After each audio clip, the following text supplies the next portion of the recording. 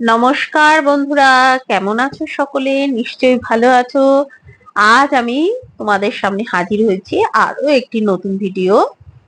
Tilapia মাছের ঝোল আলু দিয়ে কিভাবে তেলাপিয়া মাছ রান্না করলে অসাধারণ টেস্ট হয়, সেই রেসিপিটাই আজকে আমি তোমাদের সঙ্গে শেয়ার করব। দেখো, এখানে আমি টোটাল 5খানা তেলাপিয়া মাছ নিয়েছি। 950 গ্রাম ওয়েট হয়েছে। মাছগুলো অনেক বড় বড় সাইজের। আমি প্রথমে ভালো করে ধুয়ে নিয়েছি।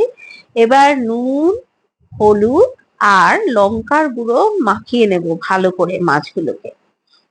ঠিক আছে, ভালো করে প্রথমে এইভাবে নুন, হলুদ আর লাল লঙ্কার গুঁড়ো তোমরা মাখিয়ে নেবে। মাছগুলো কিন্তু খুব ভালো করে ধুয়ে নেবে। যেহেতু এটা জ্যান্ত মাছ, সেই জন্য একটু নুন মাখিয়েও ধুয়ে নিয়েছি, তাহলে মাছের লোদটা কেটে যায়। আর এদিকে গ্যাস অন করে কড়াই বসিয়ে তেল দিয়েছি। আমি সর্ষের তেল ইউজ করি রান্নায়, তাই জন্য সর্ষের তেল দিয়েছি। তেলটা গরম হয়ে গেছে পরে আমি মাছ ভাজা দেখো বসিয়ে দিয়েছি। আমি একটা করে মাছ ভাজছি, কারণ আমি চাই না যে কোনোভাবে মাছটা ভেঙে যাক। ক্যামেরায় যতটুকু সাইজ দেখাচ্ছে এর থেকে কিন্তু মাছটা আরো অনেক বড় ছিল, মানে সামনাসামনি অনেক বড় সাইজের ছিল। এই কারণে আমি মাছ যাতে একটুও ভেঙে না যায়, সেই জন্য একটা একটা করে প্রত্যেকটি মাছ খুব ভালো করে লাল লাল করে ভেজে নিয়েছি। তোমরা একটা করেও ভাজতে পারো, দুটো করেও ভাজতে পারো, যেরকম তোমাদের সুবিধা হয়। কিন্তু খেয়াল রাখবে, যদি বড় সাইজের মাছ হয় যাতে না ভাঙে, তাহলে দেখতে ভালো লাগে। আর এদিকে দেখো, আমি একটি বড় সাইজের আলু কেটে নিয়েছি। আর একটা এই যে টমেটো, এটাও বড় সাইজের একটাই টমেটো নিয়েছি। টমেটোটাকে এইভাবে টুকরো টুকরো করে কেটে নিয়েছি, আলু কেটে ধুয়ে রেখেছি।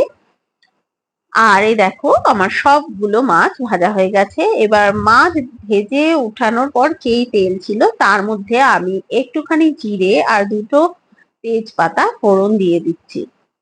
আর দিয়ে দিচ্ছি এই দেখো, এই এটা হলো আদা রসুনের পেস্ট। এটা আমি আমাদের পাড়ারই সামনে মুদিখানা দোকান থেকে কিনে এনেছি, 5 টাকা নিয়েছে। 1 চামচ মতন হয়। 1 চামচ মানে 1 tablespoon ginger garlic paste. তার মধ্যে দিয়ে দিচ্ছি ওই কেটে রাখা টমেটোর টুকরোগুলো। আমি যেহেতু রান্নার বেশি মশলা ইউজ করি না, তাই খুব সাধারণ আর অল্প পরিমাণে মশলা ইউজ করে কিভাবে দারুণ স্বাদের তরকারি রান্না করা যায় সেটাই তোমাদের সঙ্গে এতদিন অবধি শেয়ার করে এসেছি, আজও শেয়ার করছি। দেখো, নিশ্চয়ই তোমাদের ভালো লাগবে। আর দিয়ে দিচ্ছি হলুদ গুঁড়ো। আমি এখানে 1 টেবিল স্পুন হলুদ গুঁড়ো দিয়েছি, দুবার দিয়েছি, হাফ হাফ করে 1 টেবিল স্পুন। আর এদিকে দিয়ে দিচ্ছি স্বাদ মতো নুন। নুনটা তোমরা নিজেদের স্বাদ অনুযায়ী দিও। আর দিচ্ছি লাল লঙ্কার গুঁড়ো। লাল লঙ্কার গুঁড়ো আমি 1 চামচেরও অর্ধেক দিয়েছি। আর দিচ্ছি জিরে ধনের গুঁড়ো। এটা একটু বেশি পরিমাণে, মানে 1.5 টেবিল স্পুনের মতন জিরে ধনের গুঁড়ো দিলাম। এবার সব মশলাগুলো দিয়ে আলুটাকে খুব ভালো করে একটু কষিয়ে নিতে হবে। ঠিক এইরকম ভাবে জ্যান্ত বড় বড় সাইজের তেলাপিয়া মাছ যদি তোমরা রান্না করে খাও বা অন্যদেরকে খাওয়াও, তাহলে দেখবে রুই কাতলা মাছের থেকেও বেশি টেস্ট হয় খেতে। আর দিয়ে দিচ্ছি জল।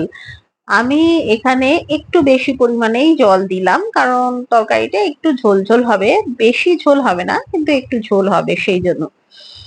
এইবার ঝোলটা ফুটে আসার অপেক্ষা, একদম ফুটে ওঠার আগেই, জাস্ট ফুটে ওঠা আরম্ভ হয়েছে দেখো, ঠিক এই রকম সময়ে ভেজে রাখা মাছগুলো একটা একটা করে ঝোলের মধ্যে দিয়ে দিতে হবে। তাহলে সব মশলাগুলো মাছের মধ্যে খুব ভালোভাবে ঢুকে যাবে। এইবার আমি এটাকে ঢেকে দেব।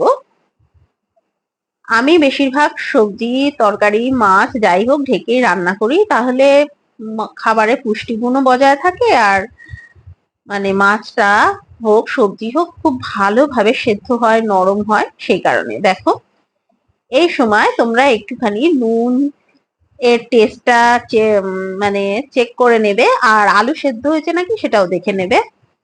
আর দিয়ে দিচ্ছি চিনি, একদম সামান্য পরিমাণে চিনি। খেয়াল রাখবে যেন চিনির পরিমাণ একদম বেশি না হয়। একদম সামান্য। এই চিনিটা দেওয়াতে খাবারের টেস্ট অনেক গুণ বেড়ে যাবে, কিন্তু যদি মাত্রায় বেশি পরিমাণ হয় তাহলে কিন্তু ভালো লাগবে না খেতে। আর দিয়ে দিচ্ছি গুঁড়ো গরম মশলা। এটাও আমি দোকান থেকে, মুদিখানা দোকান দিয়ে কিনে এনেছিলাম। এটা 5 টাকা দামের গরম মশলা গুঁড়োর প্যাকেট। এর অর্ধেকটা দিয়েছি, তার মানে ধরো এক হাফ টেবিল স্পুন হবে। ব্যাস রেডি হয়ে গেছে আমার তেলাপিয়া মাছের ঝোল। দেখো আমি আলুগুলোকে সাইডে রেখেছি যাতে তরকারি দেওয়ার সময় সুবিধা হয়। ভিডিওটি ভালো লাগলে অবশ্যই লাইক, শেয়ার, সাবস্ক্রাইব